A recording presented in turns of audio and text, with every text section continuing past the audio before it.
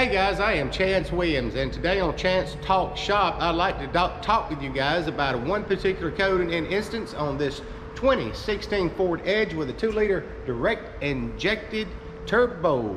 Now, those are some fast little engines, and I like them, but they're misunderstood when it comes to a lot of repairs that are needed. A lot of people are not taking care of their oil services as needed. They're overextending on them.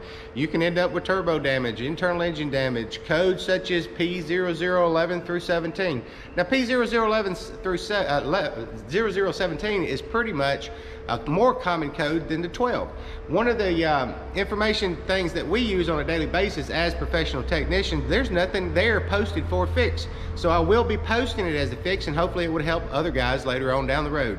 Now, to start with, the front seat of this vehicle right here, SUV truck, is actually listed as a truck if you go under information. But what you need to do is diagnose these cars from the front seat. If you're not diagnosing from the front seat, you're wasting a lot of time, a lot of leg room. Don't go pulling codes, grabbing parts, and sticking them on your car. That's all I'm asking. If it was that easy, I think everybody would be standing on the street corner to do those things. And it's not even close to being accurate. Yes, you might get lucky once or twice, maybe 3 times, but one of them's gonna bite you and you're gonna wish you never, ever tried or attempted it.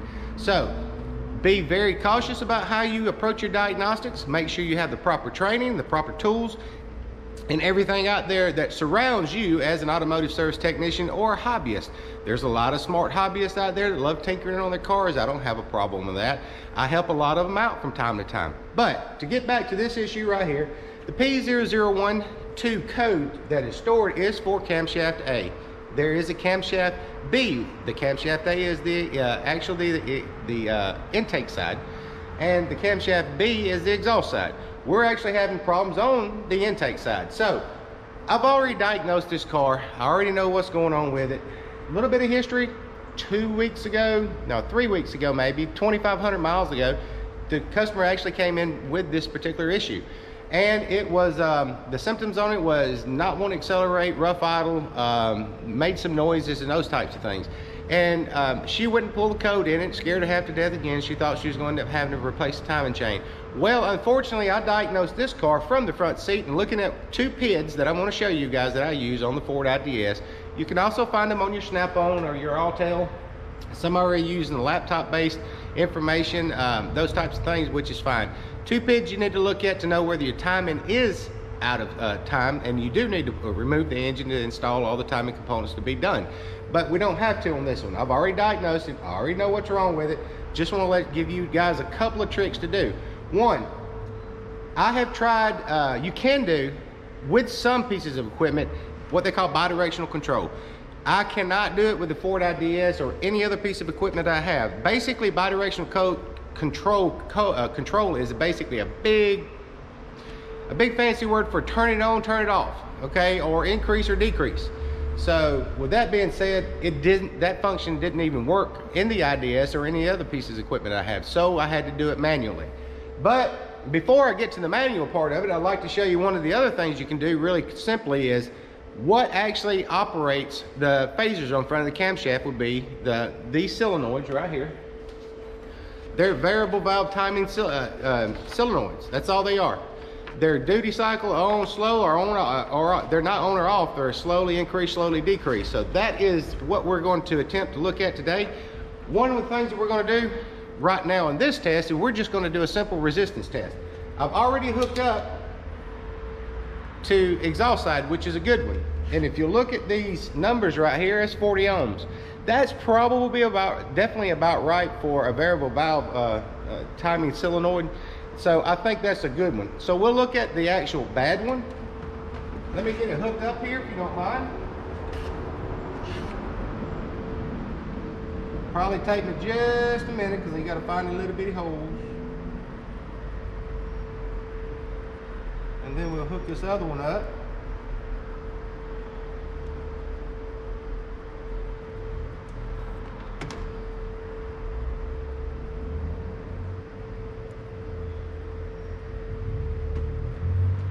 And it actually shows it open. It's not even functioning. So we're going to show you another little trick that you can do. That's going to require a little more for tooling and equipment. We're going to plug these valves up real quick. We're going to open this IDS. These is the camshaft, the variable valve timing solenoids A and B. So they're both at 0 right now. Just to give y'all an idea, every one of these are PIDs. This is what we diagnose cars off nowadays. So with that being said, we're going to jump back over to here. I'm going to start this car up and give you an idea of what's going on.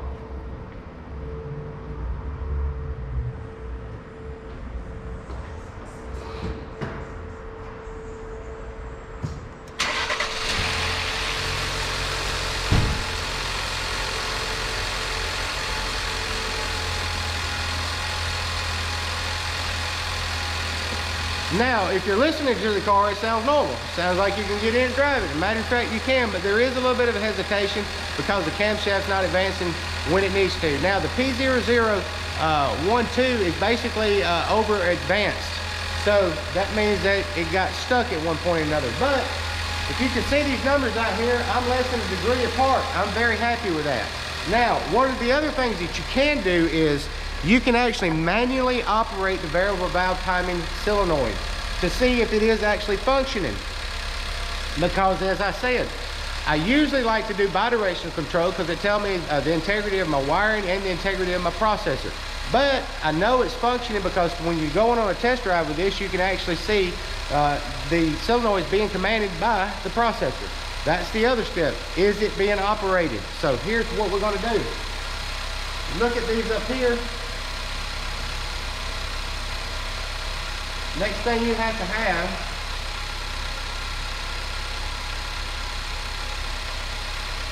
is a wire schematic. The wire schematic here shows two same color wires. More likely it's going to be the power. So what I did is take a little step out. I did follow it. It does go to the power distribution center to a fuse number 8, 20 amp, I believe. So you can check the powers on this and make sure that it's functioning, but the ground side of it is actually going to be operated by the processor. So one of the things I will tell you guys, please use back probing measures. Don't use the picks and the stuff to go digging into the harnesses.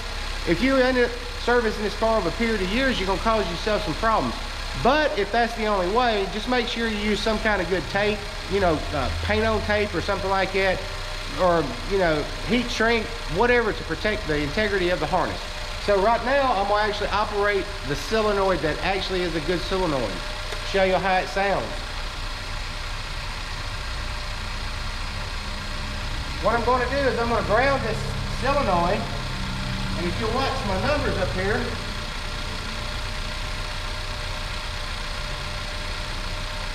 you can actually watch it actually function and work.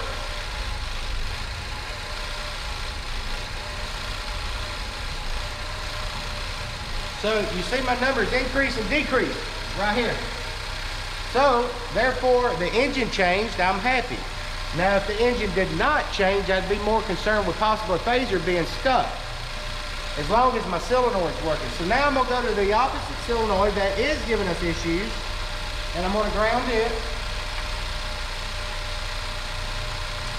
And you see we have 0, nothing. So two things that confirmed this. The first thing that confirmed it was the resistance test on the solenoid. Show it open. Awesome. We'll put one in it just for that. But I like to go the extra step just to operate it and make sure. I always like to check and double check and make sure all my meters and stuff are working.